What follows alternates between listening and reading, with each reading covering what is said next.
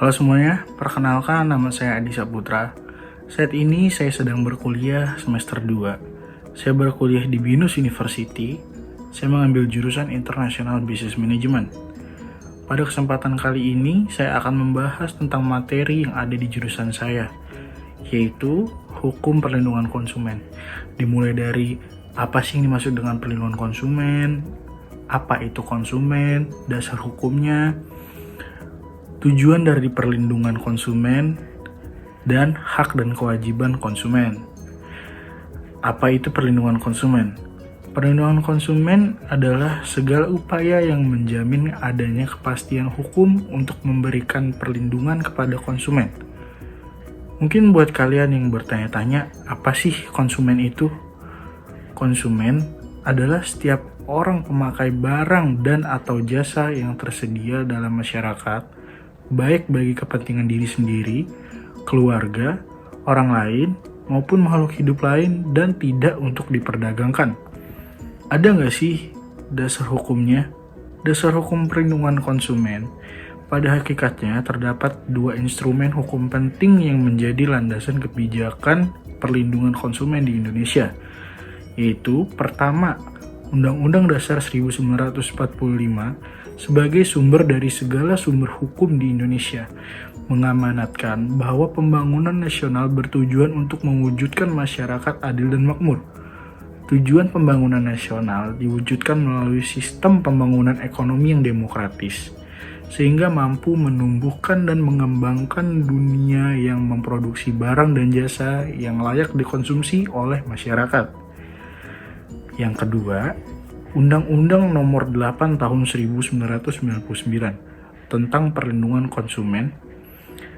Lahirnya undang-undang ini memberikan harapan bagi masyarakat Indonesia untuk memperoleh perlindungan atas kerugian yang diderita atas transaksi suatu barang dan jasa. Undang-Undang Perlindungan Konsumen menjamin adanya kepastian hukum bagi konsumen. Dan selanjutnya tujuan perlindungan konsumen. Sesuai dengan pasal 3 Undang-Undang Perlindungan Konsumen, tujuan dari perlindungan konsumen sebagai berikut. Pertama, meningkatkan kesadaran, kemampuan, dan kemandirian konsumen untuk melindungi diri. Yang kedua, mengangkat harkat dan martabat konsumen dengan cara menghindarkannya dari ekses negatif pemakaian barang dan atau jasa. Meningkatkan pemberdayaan konsumen dalam memilih, menentukan, dan menuntut hak-haknya sebagai konsumen.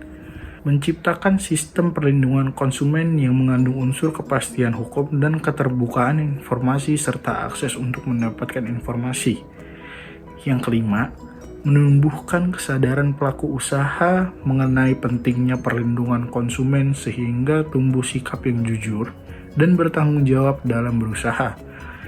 Yang keenam, meningkatkan kualitas barang dan atau jasa yang menjamin kelangsungan usaha produksi barang dan atau jasa, kesehatan, kenyamanan, keamanan, dan keselamatan konsumen.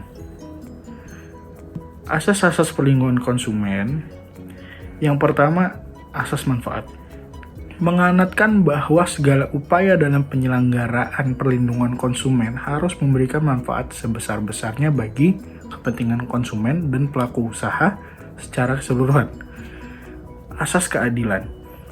Partisipasi seluruh rakyat dapat diwujudkan secara maksimal dan memberikan kesempatan kepada konsumen dan pelaku usaha untuk memperoleh haknya dan melaksanakan kewajiban secara adil. Kemudian asas keseimbangan. Memberikan keseimbangan antara kepentingan konsumen, pelaku usaha, dan pemerintah dalam arti material maupun spiritual. Asas keamanan dan keselamatan konsumen. Memberikan jaminan atas keamanan dan keselamatan kepada konsumen dalam penggunaan, pemakaian, dan pemanfaatan barang dan atau jasa yang dikonsumsi atau digunakan. Dan asas kepastian hukum. Baik pelaku usaha maupun konsumen menaati hukum dan memperoleh keadilan dalam penyelenggaraan perlindungan konsumen serta negara menjamin kepastian hukum. Apa saja hak-hak konsumen? Sesuai dengan pasal 5 Undang-Undang Perlindungan Konsumen, hak-hak konsumen adalah yang pertama, hak atas kenyamanan, keamanan, dan keselamatan dalam mengkonsumsi barang dan atau jasa.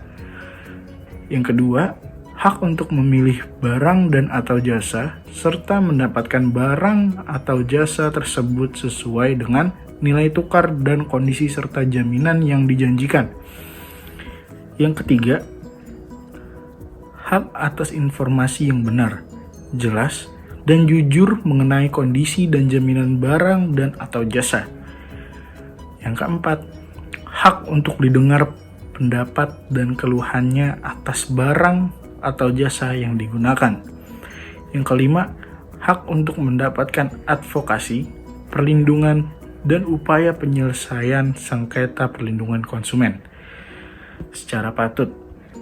Yang keenam, hak untuk mendapatkan pembinaan dan pendidikan konsumen. Yang ketujuh, hak untuk diperlakukan atau dilayani secara benar dan jujur serta tidak diskriminatif. Yang kedelapan, hak untuk mendapatkan kompensasi, ganti rugi atau penggantian apabila barang atau jasa yang diterima tidak sesuai dengan perjanjian atau tidak sebagaimana mestinya. 9. Hak-hak yang diatur dalam ketentuan peraturan perundang-undangan lainnya. Ada pula kewajiban konsumen. Sesuai dengan pasal 5 Undang-Undang Perlindungan Konsumen, kewajiban konsumen adalah membaca atau mengikuti petunjuk informasi dan prosedur pemakaian atau pemanfaatan barang atau jasa demi keamanan dan keselamatan. Beritikat baik dalam melakukan transaksi pembelian barang dan atau jasa. Kemudian, membayar sesuai dengan nilai tukar yang disepakati. Dan yang terakhir, mengikuti upaya penyelesaian hukum sengketa perlindungan konsumen secara patut. Apakah jadi konsumen itu harus waspada? Ya, konsumen harus waspada dengan krisis terhadap iklan dan promosi dan jangan mudah terbujuk.